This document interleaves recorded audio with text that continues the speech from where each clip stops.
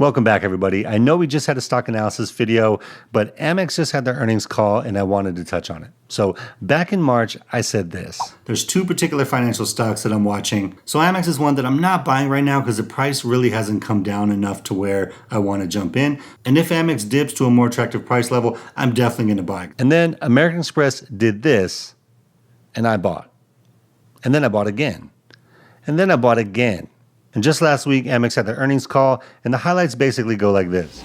They beat on earnings, they missed on revenues, people are questioning their declining margins, but they reaffirmed their earnings guidance for the rest of the year. And after all that, the stock dipped about 5%, so I bought again. And we're going to go through why. Okay, so we'll go ahead and jump into Seeking Alpha. As you can see, American Express is currently trading at $170.22. They're up over the past 12 months, a little over 13%. And year to date, they're up over 15%. They have a dividend yield of 1.41%. So if we take a quick look at the profitability tab, we'll see that they have a return on equity of over 29%, which is excellent. And they have a net income margin of just over 14%. We take a look at dividends real quick. So we talked about the dividend yield already. Their payout ratio is over 22%, a little under 23%. They have a 5-year growth rate of 9.86%, and they have only 1 year of dividend growth. But if we go to the dividend history, you can see that that's because they stopped increasing the dividend in 2020, and that's because of the pandemic, right? So a lot of companies either stopped growing their dividend or stopped their dividend altogether, and American Express basically stopped increasing it but still paid it. But as you can see, they've already started the increases again and at a pretty rapid rate. I mean, it went from a 9-cent increase in 2022 and then an 8-cent increase in 2023. So if we look at their dividend growth, their 1-year dividend growth rate's almost 18%, which is obviously excellent. But even if you look at the 10, the 5, and the 3, the 10 years over 10%, the 5 years 9.86, and then the 3 years 9.20. So very good dividend growth numbers for American Express. So if we take a look on the momentum tab, I just want to see how it's performed against the S&P 500 in total return. In the 5-year, it's outperformed a little bit over the S&P. In the 10-year, it underperformed. And let's just look at the 30. And then 30, it outperformed pretty handily. So again, I've talked about this multiple times. I just want to see if it's ever outperformed the S&P 500. And in this case, the answer is yes. So pretty interesting start for Amex. Now to talk about their business a little bit, what makes them unique is that they're a payment network as well as a card issuer as well as a bank. So it's this mix of stuff that I feel like makes it a little tough to evaluate them against their peers because there's not very many others that have that combination of things the way that they do. So one area of concern that analysts and other articles are bringing up is their declining profit margin. And that's because costs are going up. So if you go down the line, you can see card benefits, marketing, business development, salaries, all going up. And so they did say on their most recent earnings call that they expect marketing spend, at least the rate that they're spending, to grow slower than revenues going forward. So obviously that's something that we just have to keep an eye on, but they don't expect the ramp up for marketing to continue at least higher than the rate of revenues. But speaking of revenue growth, one of the things that people have brought up is that when you compare American Express to Visa and MasterCard, the revenue and income growth isn't quite on the same level. Now, that's obviously true, but when you look at where Amex is trading at, it's trading at multiples much lower than Visa and MasterCard, especially when you look at price to cash flow, price to earnings, etc. So part of that difference seems to already be priced in. Outside of that, Amex is continuing to set aside provisions for credit losses just in case the economy starts worsening. Now, is that something we have to worry about? At this point, we don't really know in terms of if it's going to happen or what the impact might be. And now when they looked at their accounts, they do show the 30-plus days past due at 1.2% and net write-off rates at 1.8%, which are increasing from previous quarters, but are still below the pre-pandemic levels. So I don't really know that that's anything to be worried about right now.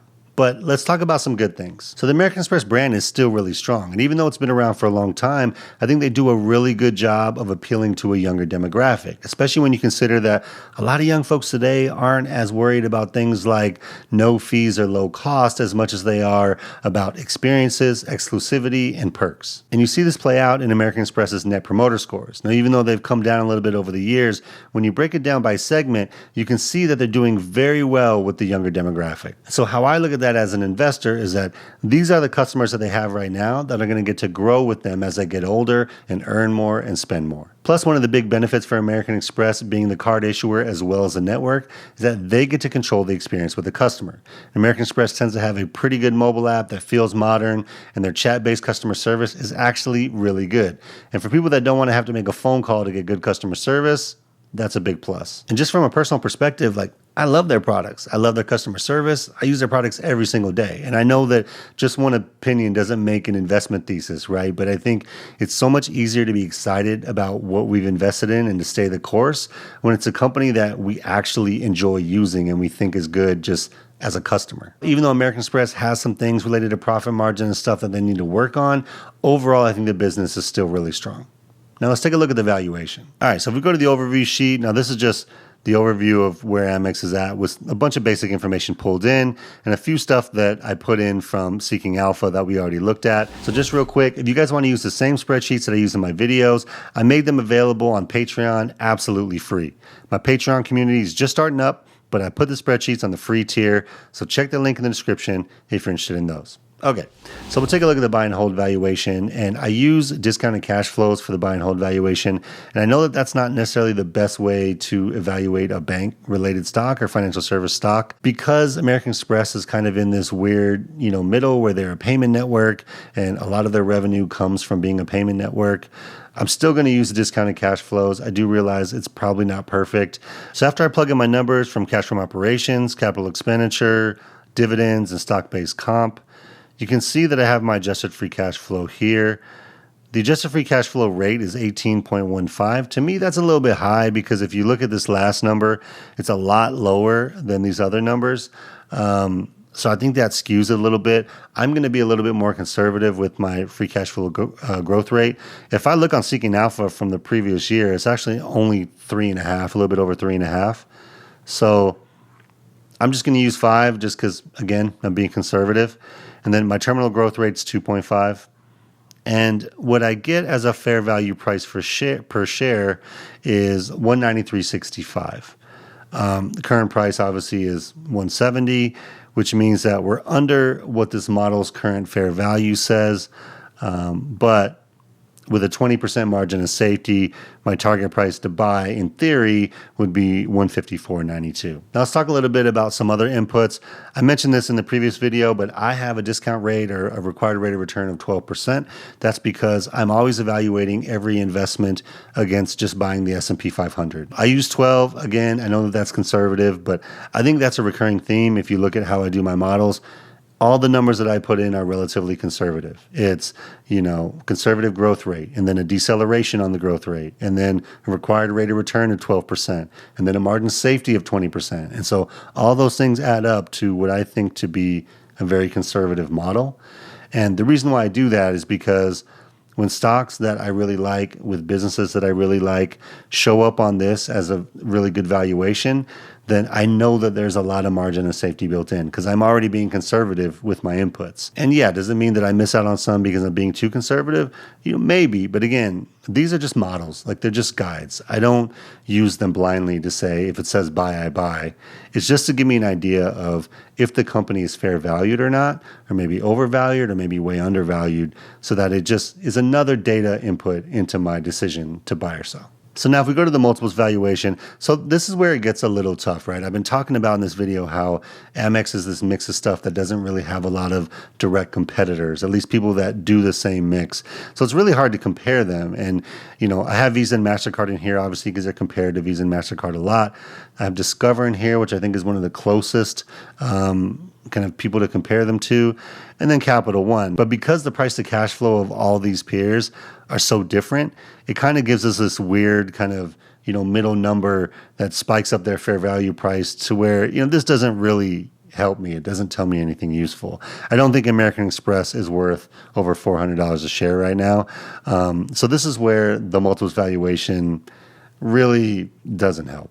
Okay, so if we go back to the overview sheet here, the buy and hold valuation is actually pretty close to the Wall Street analyst target mean value. So that helps to give a little bit of confidence that maybe we're in the ballpark of something reasonable. But overall, I do think there's a lot to like about American Express, in my opinion. You have price to cash flow, return on equity, dividend growth rate, all positive. I view the pausing of the dividends for 1 year for the pandemic as no big deal. They've already shot the dividend back up, in the last 2 years. So that's not an issue for me. I think that their brand is strong. And in terms of long-term prospects, having your net promoter score and that younger demographic be really good really bodes well for that, in my opinion. And from a personal standpoint, I love their products. We use their cards. We have their high yield savings account. And anytime that I've ever reached out to customer service, it's been a good experience. In terms of valuation at this point, I think they're probably pretty close to fair value. And this is exactly why I have this Warren Buffett quote in this spreadsheet.